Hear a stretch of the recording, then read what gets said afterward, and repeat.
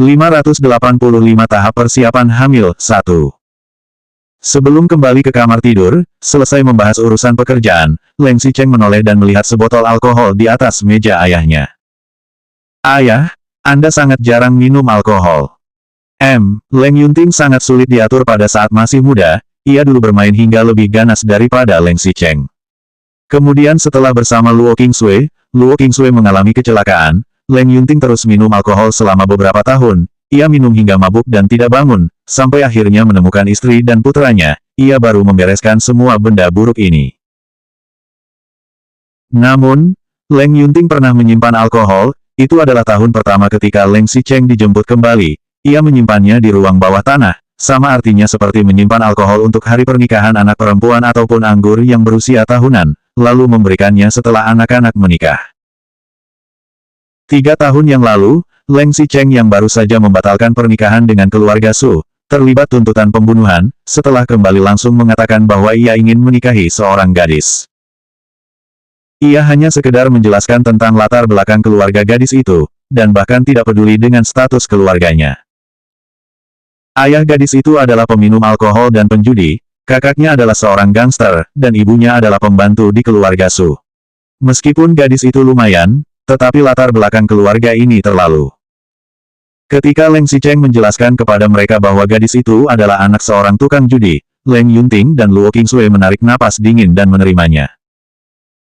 Tetapi Leng Yunting melihat sorot mata Leng Xicheng jelas menjadi sangat dingin setelah menikah, tampaknya ia tidak benar-benar menyukai gadis itu. Selain menikahkan Gu Qingqing dan anaknya, ia masih harus membantu Leng Xicheng menangani kasus pembunuhan, dan juga harus mengurus guncangan internal grup Leng, dari mana ada waktu untuk mengambil anggur yang sudah ia simpan bertahun-tahun. Ketika Leng Yunting teringat akan hal itu, Leng Xicheng dan Gu Qingqing malah memperlakukan satu sama lain dengan dingin.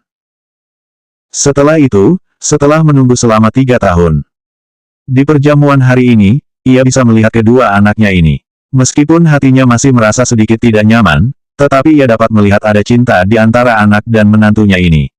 Kebetulan ia mengeluarkan botol anggur ini, ia melirik putranya, bawalah. Dari awal memang mau diberikan padamu. Jangan minum terlalu banyak malam ini. Semuanya baik-baik saja selama kalian menjalani kehidupan dengan baik. Leng Xicheng mengangguk dan membawa botol anggur itu kembali ke kamar. Ia membuka pintu kamar dan melihat Gu Qingqing duduk di tepi tempat tidur. Leng Xicheng memasuki kamar dengan membawa botol anggur. Mungkin karena aroma alkoholnya terlalu kuat, Gu Qingqing jadi memikirkan bahwa sekarang rasanya seperti saat kembali ke malam pernikahan mereka. Benar-benar sangat mirip. Gu Qingqing bangun dan maju untuk membangunkan Leng Xicheng. Kamu minum terlalu banyak dengan ayah. Apakah kamu mau mandi terlebih dahulu? Leng Xicheng awalnya tidak mabuk, begitu dibantu oleh Gu Qingqing, rasa mabuknya sepertinya juga meningkat sedikit. Ia mengangguk dan berkata, baiklah. Gu Qingqing meletakkan botol anggur di samping, dan membantu Leng Xicheng ke kamar mandi. Tapi mungkin karena Leng Xicheng terlalu berat, ia terhuyung-huyung 2 langkah, kedua orang itu pun terhuyung-huyung dan akhirnya jatuh ke tepi tempat tidur bersama. Perasaan pertama Gu Qingqing adalah, untung ia telah meletakkan botol anggur itu di samping, jika tidak, mungkin botol itu akan ikut terjatuh dan memperburuk keadaan. Leng Xicheng, Gu Qingqing baru saja mengangkat kepala dan meliriknya, ia bisa melihat sorot mata Leng Xicheng yang tampak begitu dalam dan kabur, seolah ada sebuah emosi yang tidak dapat dijelaskan. Tetapi segera setelah itu Leng Xicheng menekannya ke bawah, dan mencium bibirnya. Tangannya yang besar dengan cepat turun ke bawah, mencoba untuk membuka pijamannya. Ketika ciuman Leng Xicheng berpindah dari bibir ke tulang selangkanya, Gu Qingqing akhirnya memiliki kesempatan untuk bertanya, kamu tidak mau mandi dulu? Leng Xicheng sedikit mengernyit, memang harus mandi terlebih dahulu, tetapi ia benar-benar tidak bisa menahannya. Gu Qingqing melihat Leng Xicheng tetap tidak ingin bangun, ia mengatakan satu kalimat lagi tanpa kendali, itu, apakah aku harus minum obat anti hamil setelah ini? Atau, begitu menyelesaikan kata-katanya, kedua orang ini tercengang pada saat bersamaan. Gu Qingqing juga mengatakan hal yang sama saat malam pernikahan. 586 tahap persiapan hamil 2. Begitu Gu Qingqing baru saja menyelesaikan kata-katanya, ia melihat Leng Xicheng dengan sedikit gugup. Ia tidak bermaksud seperti itu, ia hanya ingin mengatakan bahwa, bukannya Leng Xicheng sudah mengatakan bahwa mereka tidak bisa tidur bersama selama 3 bulan ini. Gu Qingqing agak cemas dan ingin menjelaskan, namun Leng Xicheng telah menenangkan dirinya, ia berbalik dan turun tanpa ekspresi sama sekali. Jika ini terjadi di masa lalu, mungkin Gu Qingqing tidak akan tahu apa yang dipikirkan oleh Leng Xicheng, tetapi setelah komunikasi yang terjalin baru-baru ini, tidak butuh waktu lama bagi Gu Qingqing untuk mengatakan, kamu mau pergi kemana? Leng Xicheng tidak mempedulikannya, ia berbalik tanpa mengatakan apapun, dan segera mengangkat kakinya yang ramping untuk berjalan ke kamar mandi. Gu Qingqing juga tahu bahwa apa yang baru saja ia katakan itu tidak baik, ia merasa bersalah dan segera mengikutinya. Apa yang kamu lakukan? Mandi.